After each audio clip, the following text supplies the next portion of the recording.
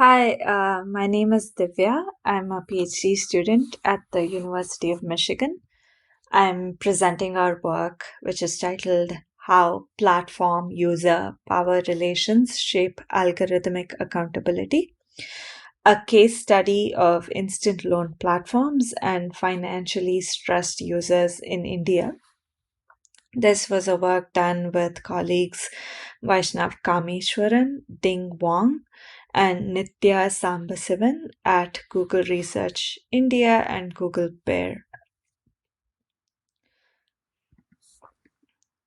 We know that AI has the potential to make better decisions than humans in some application areas, but we also know that AI can produce harmful outcomes, worsening inequality in society.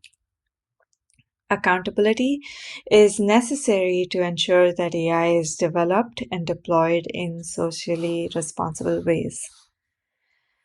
It's often assumed that organizational and technical opacity around black box algorithmic systems are barriers to accountability. And it's generally assumed that enabling transparency for users of these systems can push them to hold technology providers accountable. These user demands can serve as incentives for technology providers to mitigate harms from algorithmic systems. In fact, this model has driven much of the work in algorithmic accountability and has been extremely successful in countries like US, UK, Germany, France. For instance, just in the past couple of years, we have seen that advocacy and research together have pushed technology providers towards accountability. For example, on top, we have images of protest against facial recognition and an image of the documentary Coded Bias. Both of these build on the work of Dr. Buolamwini and Dr. Gibru and other researchers in the FACT community. These campaigns influenced corporations to stop selling their facial recognition technologies to law enforcement. Similarly, after users voiced their disgust at Twitter's biased image cropping algorithm, Twitter's ethics team launched the Bounty Hunters Challenge to take steps towards mitigating the harms. But unfortunately, the success of transparency may be limited to global north contexts. It's because transparency also relies on a host of other factors like a critical public, watchdog journalism, strong legislation, and capitalistic competition to enable successful accountability. These conditions may be unique to global north contexts. In fact, research on marginalized communities and new internet users in the global south has shown that the platform user dynamics are very different and more nuanced than the popular rhetoric of users distrust AI systems. In fact, users can possess aspirational and even optimistic views of AI systems and may be uncritical to the point of misguidedly trusting AI systems. So, to fill this gap of understanding how on the ground manifestations of accountability occur when some or all of the envisioned preconditions of critical public, journalism, responsiveness to user demands do not hold true, we conducted a study. This study examines the mediation of accountability in existing interactions between vulnerable users and a high-risk AI system in a global south setting. This setting is one where there's high user optimism for AI and weaker AI legislation. In the study, we asked how do vulnerable users make meaning of their experiences with the high-risk AI system, and how do these users perceive their relations to both algorithmic and platform accountability. This was a qualitative study with financially stressed users of instant loan platforms in India. Instant loan platforms offer loans via something called the alternative credit. That is, they use machine learning algorithms that's trained on users' mobile phone data. And this data includes images, videos, GPS locations, financial transaction texts, social media usage, online browsing activities, and third-party data. And this data is used to make lending decisions. These apps have risen to prominence in the past few years. And this is because there's a host of factors like affordable smartphones in India, the state's push for digital adoption, promotion of fintech as poster child of AI success in India, and the financial challenges brought to users by COVID-19 pandemic. Some of the popular apps in India are CreditBee, Dhani, SmartCoin, MoneyTap, and Kisht. We conducted semi-structured interviews with 29 users. They were 16 men and 13 women from low and middle income groups. These users were primarily from the southern parts of India. They had experience with loan platforms between 6 months and 2 years of our study, and we ensured to sample across age, gender, and success with loan platforms. Our participants primarily worked in the service sectors. They're as accountants, chefs, carpenters, customer service representatives, sales and marketing representatives, tailors, taxi and auto rickshaw drivers, or they owned small businesses. We also had a handful of participants who worked in the health and education sectors or identified their primary roles as housewives. Now to the findings, just a small note that all names of participants have been changed. The images that show user profiles are sourced from the internet and have an open license. They do not necessarily show the images of our participants. Instant loan platforms targeted users who were pushed out of the formal financial sectors or had never been a part of it in the first place. While many of our users faced financial hardships even before the pandemic, several of them had significant loss of incomes during the pandemic. Now they were responsible for supporting large households with reduced or no incomes. So they had pledged or sold the few assets that they'd had. And in some cases, the very assets that were sources of income to them. Financial vulnerability meant that these users had to comply with exploitative rules from informal lenders, from their children's schools, from local officials, and these users had no monetary social capital to even claim their rights. For instance, this is what Bashir, an auto rickshaw driver in a suburban Indian city, had to say.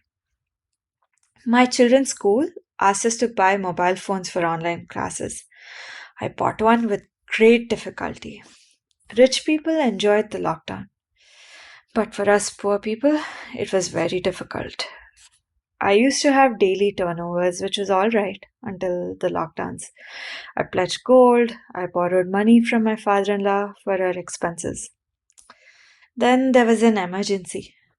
Now the rickshaw has been sold too. So our participants had several socioeconomic costs when relying on alternative sources of money. First, these local lenders were exploitative and employed aggressive recovery tactics. Users also worried about other things like gossip, privacy, loss of self-respect in their circles when borrowing either through local lenders or borrowing through friends and family.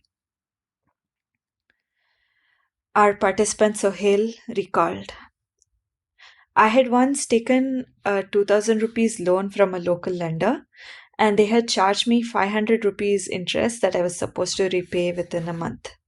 They were harassing me and wanted the money immediately. So for participants like Sohail, instant loan platforms were a boon when they were in dire circumstances. These borrowers could request time extensions for or larger loans with just a single click on their mobile devices. For many users, these loans were not only an immediate source of money, but also the only source of survival during difficult times. They had sought loans for everyday expenses such as buying groceries, paying school fees of their children, for medical bills, for utility bills, and even clearing outstanding debts. So, quite naturally, these financially stressed users experienced intense feelings of indebtedness towards loan platforms. They, in fact, perceived several obligations towards these platforms and fulfilled them. For instance, they accepted harsh terms and conditions and they called them mere formalities. They shared sensitive data as high credibility assets.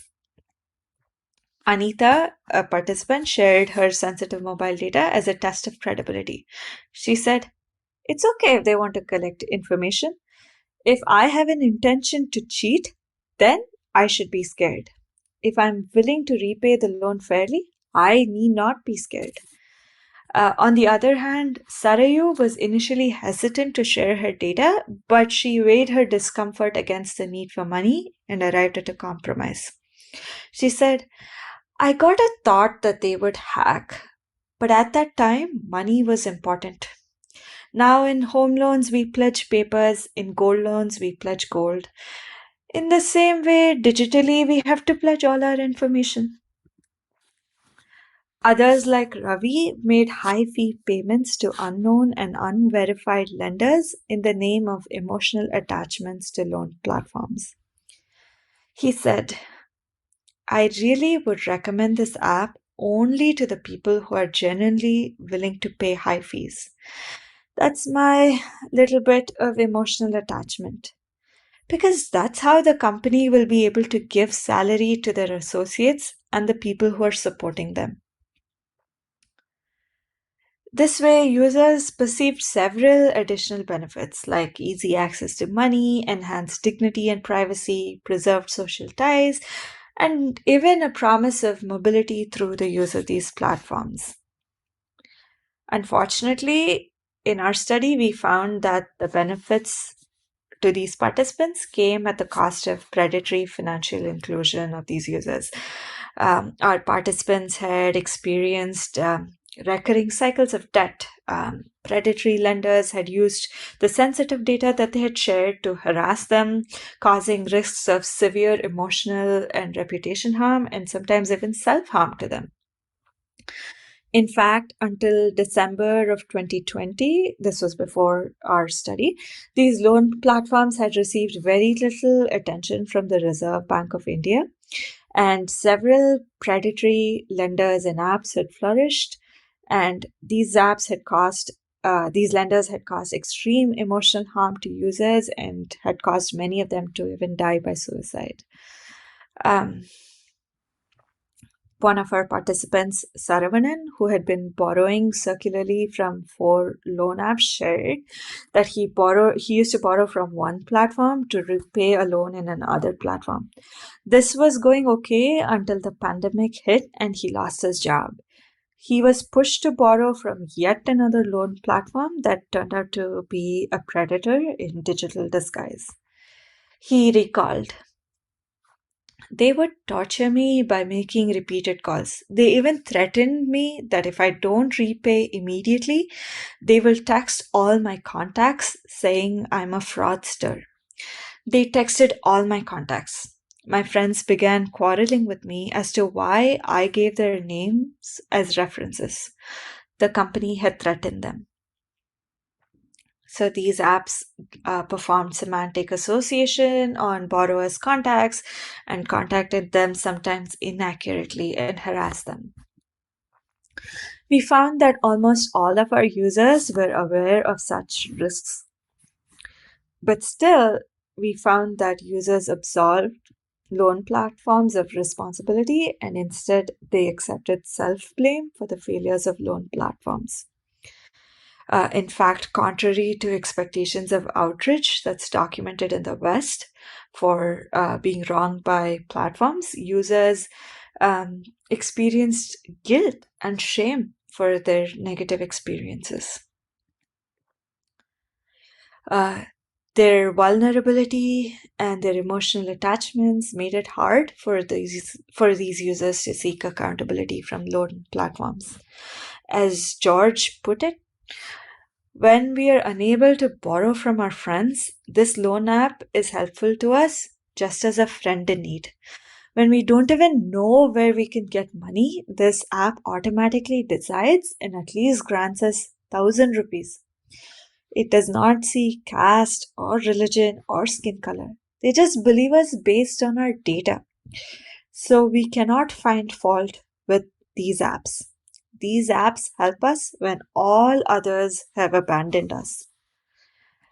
And so through this study, we argue that accountability is shaped by platform user power relations. In the presence of power asymmetry, the bar for what counts as harm is really, really high. Current discourses in algorithmic accountability rests on the existence of accountability relationships between technology providers and users. And in this relationship, technology providers are kind of obligated to provide transparency through audit logs, data sheets, model cards, and process information to those users or individuals who are harmed. These individuals or their representatives can then judge the accounts and may even try to impose some kind of sanctions if necessary. In fact, much work in this space often presents sharing of information by technology providers as the first phase of accountability. Prior work calls for involving affected individuals in designing accountability mechanisms to ensure that this information is meaningful to them. Our work extends this argument to show that purely technical approaches to algorithmic accountability obscure the socio-political realities of stakeholders that make information sharing necessary in the first place. Building on the work of Kettle et al., we call for situated approaches to algorithmic accountability. Our proposal includes enhancing agency of users through critical awareness, enabling meaningful transparency through collective spaces, reconfiguring designer-user relations through community engagement, and committing to justice through a critical self-reflection. Finally, we would like to leave you with a few questions. What recourse mechanisms can we afford to users undergoing emotional and reputation harms through data leaks? Through the study, we saw that AI is a human rights issue. How far do we think we can go in addressing human rights issues with technical interventions? And what does accountability mean when predatory loan sharks create mobile applications with open source machine learning algorithms and slap usable interfaces to prey on vulnerable users? Can our radical vision of democratizing AI hurt more than help? We acknowledge that we don't have answers to these questions, but we hope that this opens up a discussion. We would like to acknowledge the contributions of our participants. Without them, this research would never be possible. Aragamina for assisting with interviews, Google Research India, PAIR, and CompHCI Lab at Michigan for logistical support, and Nikola Panovich, my advisor, for being the best advisor one could ever ask for.